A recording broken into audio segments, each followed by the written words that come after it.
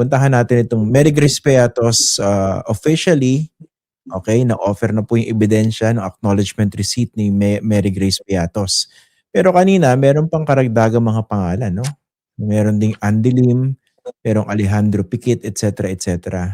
Again, no, wag na po tayo magbulahan dito, no? Mukha bang imbento mga pangalan nito? At kung imbento, parang nakakagago. Tama ka, no? In fact, konti pa lang to, no? Because this witness limited yung acknowledgement receipts, no? Ang total sa last quarter ng 2022 is 845 acknowledgement receipts na sadly hindi naman ini-stipulate. Mga dokumento to na sinubmit ng Vice President's Office, hindi naman nag-stipulate kanina ang mga defense counsels when common exhibit ito. So, ang minanifest na lang namin, isinite namin yung rules of court, yung Rule 130, Section 3, in connection with Section 7 of Rule 130. Ang sinasabi sa rules na yon, pag napakaraming, if the documents are very voluminous, kagaya nito, and it would take a lot of time to present them in court, pwedeng summary ng mga documents. So, tinanggap naman ito ng presiding officer that that is an applicable rule. You can submit a summary. In the case of our witness kanina, 845. Ang meron siyang tabulation. So it did not become necessary to present each and every 845 documents. Ang pinisent na lang namin yung tabulation. At mas marami pa bukas, no? Mas marami pa bukas because the witness tomorrow will attest to more than 3,000 acknowledgement receipts. Para saan naman po itong 3,000 acknowledgement receipts? For which particular confidential fund? For the third quarter, for the first, second, and third quarter of 2023. Okay, linawin ko lang. So itong 845 acknowledgement receipts for the period of 2022 lang yan. In particular, December 21 to 31, 2022. For 11 days yan, Christian. 11 days. Ibig sabihin sila yung sa kanila napunta yung 125 million. In 11 days. At meron pang Christmas holiday yan, ano? Oo. Okay.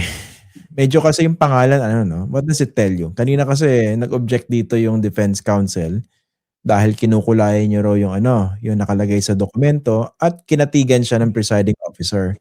Pero nga, sa analysis niyo, ano bang indications? Anong sinasabi nitong mga ganitong pangalan? Mary Grace Beatos, Andy Lim, Alejandro Piquet, and so on and so forth. Meron pang isa, Harina. Ano po ba ito? Pseudonym po ba ito mga ito? Or totoong pangalan sa pagkakaalam ninyo? Alam mo, hindi naman sa amin it's immaterial naman yan kasi kasi alam natin, ina-anticipate natin na sasabihin nila hindi naman bawal ang paggamit ng alias, no. Hindi naman the joint circular does not prohibit but it does not also allow.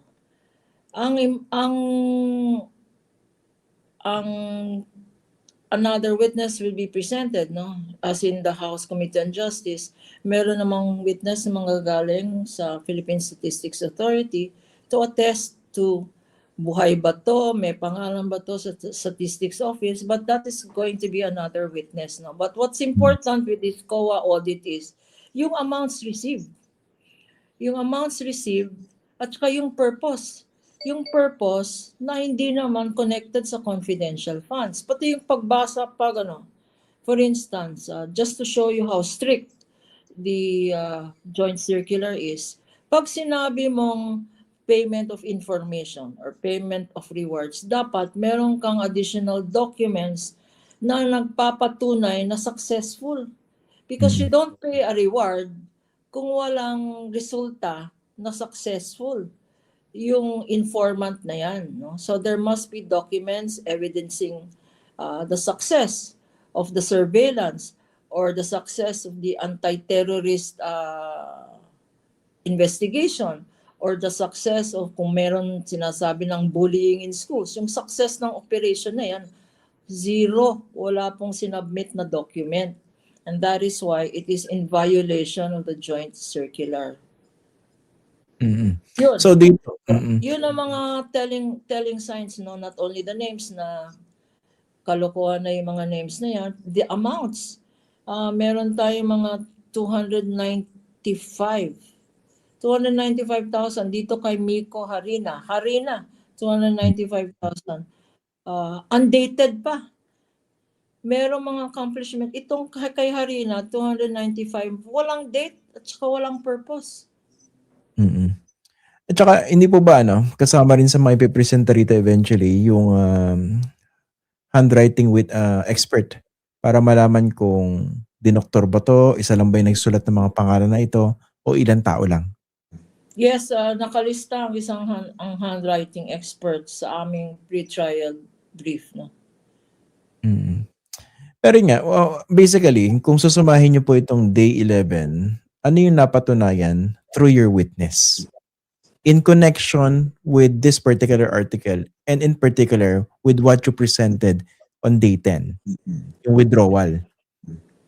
Sa start ng presentation namin this afternoon, Christian, we showed the particular. Pinakita namin at flash po sa screen yung pertinent provisions ng joint circular na yan. Yung definition ng confidential funds, yung procedure, how to liquidate confidential funds, yung mga allowable, yung mga pwedeng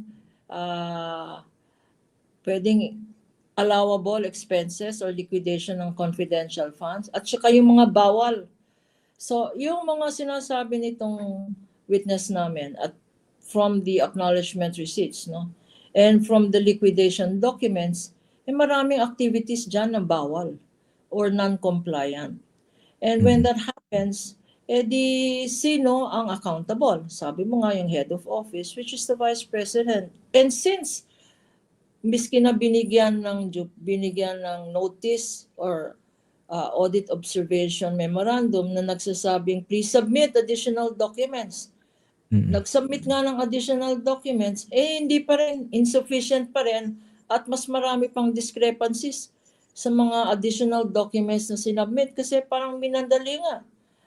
Parang cover up nga yung mga documents na yan. So, imbis na i-clear ang Vice President or ang Department of Education Secretary na si Sara Duterte, binigyan ng notice of suspension. Sa notice of suspension, meron na naman pagkakataon. I-correct nyo yan. Meron kang notice of suspension, we will give you sufficient time to submit official receipts, supporting documents, certifications. Kung nag-seminar nga yan ng ang Army, kung nag-seminar nga yan, anong proof na nag-seminar yan? Et cetera. Hindi na naman nag-comply. So, ang sumunod doon, notice of disallowance. Parang cover up yung mga documents na pinresenta afterward. Do you notice some sort of a pattern na parang ganito yung nangyari? Kung pinag-uusapan natin dito yung confidential funds niya nung 4th quarter ng 2022 tsaka 3 quarters ng 2023. Mukha ba merong ganong pattern to cover up? There is a pattern to cover up. It's a matter of fact, if you notice, Christian, lahat ng mga request for stipulations namin tinanggap ng Counsel for the Defense, no? Kagaya ng physical plan, tinanggap, disbursement documents, liquidation documents, land bank checks, lahat yan ini-stipulate. Alam mo, hindi lang ini-stipulate, yung acknowledgement receipts. Hindi sila nag-stipulate na may due execution, na it was used for the purposes intended, na tama yung contents, hindi sila nag-stipulate. Bakit?